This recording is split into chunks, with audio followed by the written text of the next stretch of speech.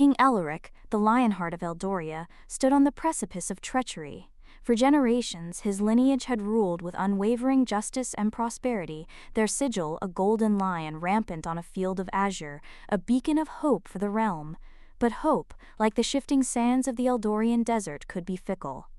Whispers of discontent, fueled by envious nobles and opportunistic merchants, had festered into a full-blown rebellion. He had dismissed them as mere gusts of wind, unable to top. The feast hall, once a vibrant tapestry of celebration, was now a scene of carnage. The air hung thick with the coppery tang of blood and the acrid stench of smoke. His loyal guard, outnumbered and overwhelmed, lay scattered like fallen leaves, their armor rent and their eyes vacant. He fought with the ferocity his title demanded, his ancestral blade, Oathkeeper, a whirlwind of gleaming steel, but even his legendary skill was no match for the sheer volume of attackers. The faces, once familiar and friendly, were now contorted with hatred, their eyes burning with malice. "Alaric!" Valerius roared, his voice echoing through the chaos. "Your reign of tyranny ends here!" His words stung more than any blade. Alaric had poured his heart and soul into Eldoria, sacrificing personal happiness for the sake of his people. To be branded a tyrant, it was a wound that cut deeper than any physical pain. He fought his way towards the secret passage he had ordered built years ago, a contingency he now desperately hoped would work. With a final, desperate lunge, he activated the mechanism hidden behind a tapestry depicting the founding of Eldoria, and the stone wall groaned open, revealing a dark, narrow tunnel. The tunnel led him to a hidden courtyard, where his most trusted warhorse, Stormcloud, awaited, saddled and ready. He mounted the magnificent beast, and they galloped into the night, leaving the burning city of Eldoria behind. He rode for days, fueled by grief and a burning desire for vengeance. He headed east, towards the jagged peaks of the Dragon's Teeth Mountains, a region shunned by most Eldorians, rumored to be haunted by ancient spirits and monstrous creatures.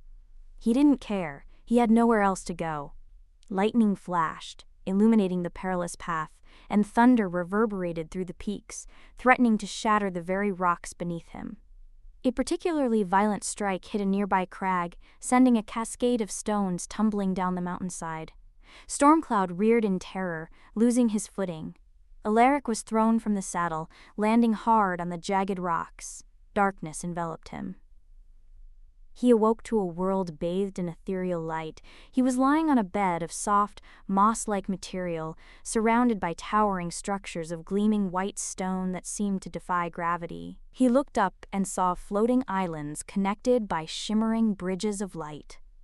This was no earthly realm.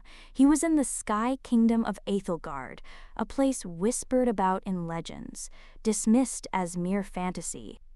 A figure approached him, tall and regal, with skin like polished obsidian and eyes that glowed with an inner light. He wore flowing robes of woven starlight and a crown of feathers that shimmered with all the colors of the rainbow. It was Zarthus, the Sky Lord, the immortal ruler of Aethelgard. "I have been expecting you." Alaric, still reeling from his wounds and the shock of his surroundings, struggled to his feet. "Who are you? Where am I? I am Zarthus, as you know, and you are in Aethelgard, the Sky Kingdom. I brought you here. Your fate is intertwined with ours." Zarthus explained that Aethelgard was in peril. A shadow was spreading across the land, a creeping darkness that threatened to consume the light and plunge the Sky Kingdom into eternal night. The source of this darkness, he revealed, was the necromancer Malcor, an ancient and powerful sorcerer who had been banished from Aethelgard centuries ago. "Why tell me this?" Alaric asked, suspicion lacing his voice. "What do you want from me?" "I need your help," Zarthus said. "You are a skilled warrior, a brave leader, but more importantly, you possess something that I lack: experience with betrayal. Malcor's influence is subtle, insidious. He has corrupted many within my own court. I need someone I can trust, someone who understands the sting of treachery." Alaric considered his options. He was a king without a kingdom, a fugitive hunted by his own people. But he also harbored a deep-seated distrust of magic and otherworldly beings. The Sky Lord's offer felt too convenient. "And what do I get in return?" he asked. "I will help you reclaim your throne," Xarthas promised.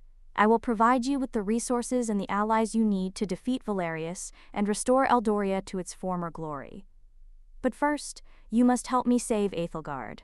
Alaric agreed, albeit reluctantly. He had no other choice.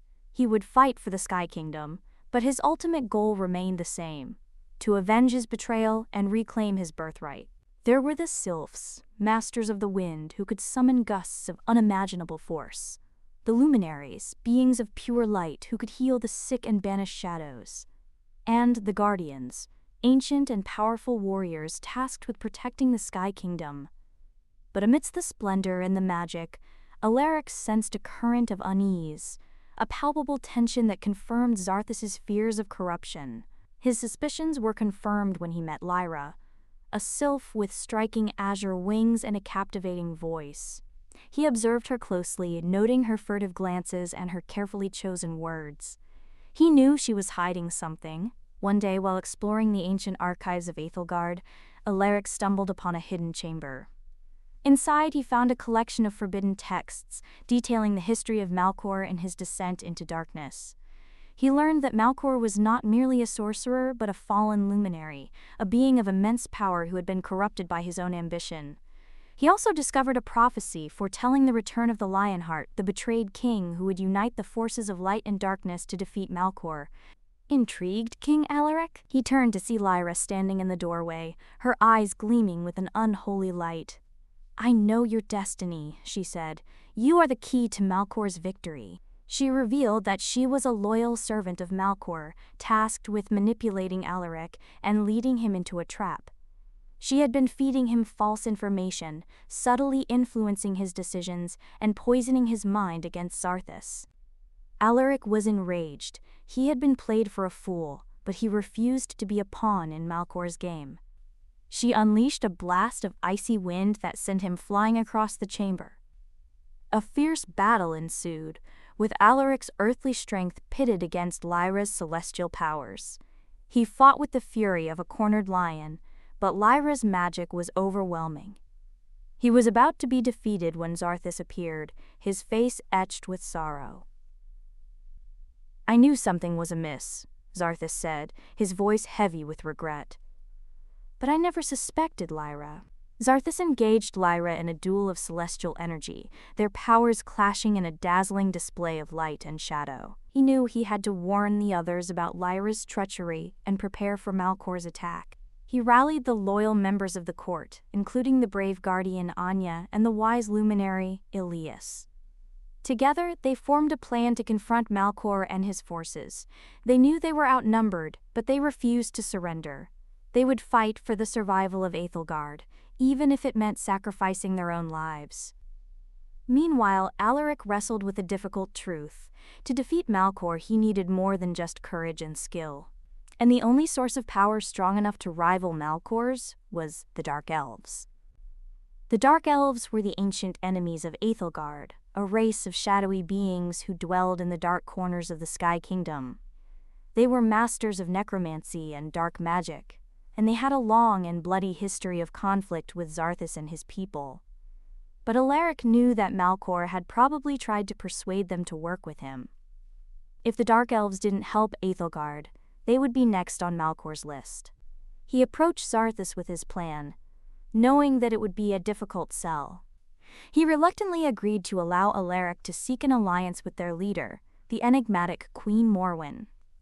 Alaric journeyed to the Shadowlands, the dark and desolate realm of the Dark Elves. The air was heavy with the stench of decay, and the landscape was scarred by ancient battles.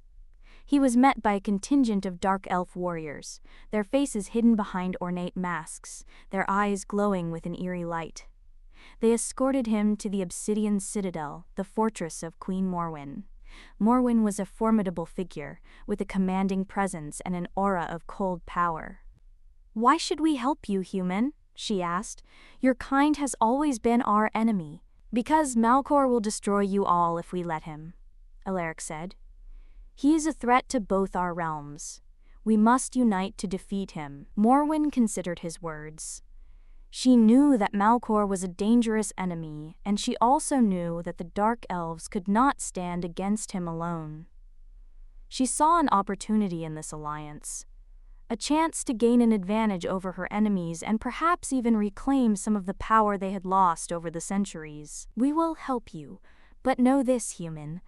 This alliance is one of necessity, not friendship. And if you betray us, you will face our wrath." Alaric returned to Aethelgard with the Dark Elves in tow. Their arrival was met with suspicion and fear, but Zarthus knew that they had no other choice. He ordered his forces to stand down and allow the Dark Elves to join their ranks. The combined forces of Aethelgard and the Dark Elves prepared for the final battle against Malcor. They fortified the Sky Kingdom's defenses, strengthened their magical barriers, and trained their warriors for the coming conflict. The battle was fierce and brutal, with both sides suffering heavy losses. The luminaries unleashed their healing light, while the sylphs summoned powerful winds to scatter the enemy ranks. The guardians fought with unwavering courage, and the Dark Elves unleashed their dark magic, summoning hordes of undead warriors to fight alongside them. Alaric fought at the front lines, Oathkeeper a blur of shining steel. He cut down countless enemies, his determination fueled by his desire for vengeance and his newfound loyalty to Aethelgard. He knew that the fate of the Sky Kingdom rested on the outcome of that battle. As the battle raged, Alaric found himself face to face with Lyra, her eyes burning with hatred. "You cannot defeat Malcor," she sneered. "He is too powerful." "I will never surrender," Alaric said. "I will fight for what is right, even if it means my own death." He engaged Lyra in a final duel, their blades clashing in a shower of sparks. He fought with all his strength and skill, his anger fueling his every move. He knew that he had to defeat her, not only to avenge his betrayal, but also to prove to himself that he could overcome the darkness that had threatened to consume him. Her body dissolved into dust, and her spirit vanished into the void. With Lyra defeated, Alaric turned his attention to the battle between Zarthus and Malcor. He saw that Zarthus was weakening, his energy fading. Malcor was gaining the upper hand, his dark magic overwhelming the Skylord's celestial powers. Alaric knew that he had to do something. He remembered the prophecy he had read in the ancient archives, the prophecy that foretold the return of the Lionheart, the betrayed king who would unite the forces of light and darkness to defeat Malcor. He charged towards Malcor, his body surging with newfound power. He channeled the light of Aethelgard and the darkness of the Shadowlands, uniting the two opposing forces within himself. He unleashed a blast of pure energy that struck Malcor with devastating force. Malcor screamed in agony, his body writhing in pain. His dark magic began to unravel, and his power waned. Zarthus seized the opportunity and unleashed a final, decisive blow, banishing Malcor back into the void from whence he came. The battle was won, but the victory came at a great cost. Many lives were lost, and the Sky Kingdom was scarred by the conflict. Zarthus thanked Alaric for his bravery and his loyalty. He offered him a place of honor in Aethelgard, but Alaric declined. He knew that his destiny lay elsewhere. He had a kingdom to reclaim, a throne to restore. He bid farewell to Zarthus and the people of Aethelgard, promising to return one day if they ever needed his help again. With Zarthus's blessing and a small contingent of Aethelgard warriors to bolster his own forces, Alaric descended from the Sky Kingdom and returned to Eldoria. He rallied the remaining loyalists, those who had hidden in the shadows and refused to bow to the usurper. He led them in a rebellion against Valerius, reclaiming Eldoria one city at a time. The final battle took place at the gates of Eldoria, where Alaric faced Valerius in a duel to the death. Valerius fought with desperation, but Alaric was stronger, more skilled and more determined. He disarmed Valerius and stood over him, Oathkeeper poised to strike. "Why, Valerius?" Alaric asked, his voice filled with sorrow. "I wanted the power, the glory, the love of the people." Alaric hesitated. He could kill Valerius and end his suffering. But he knew that revenge would not bring him peace. He lowered his sword. "I will not kill you, Valerius," he said, "but you will be held accountable for your crimes.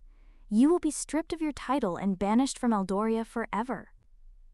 Valerius was taken into custody, and Alaric was crowned king once more. He ruled Eldoria with wisdom and justice, learning from his past mistakes.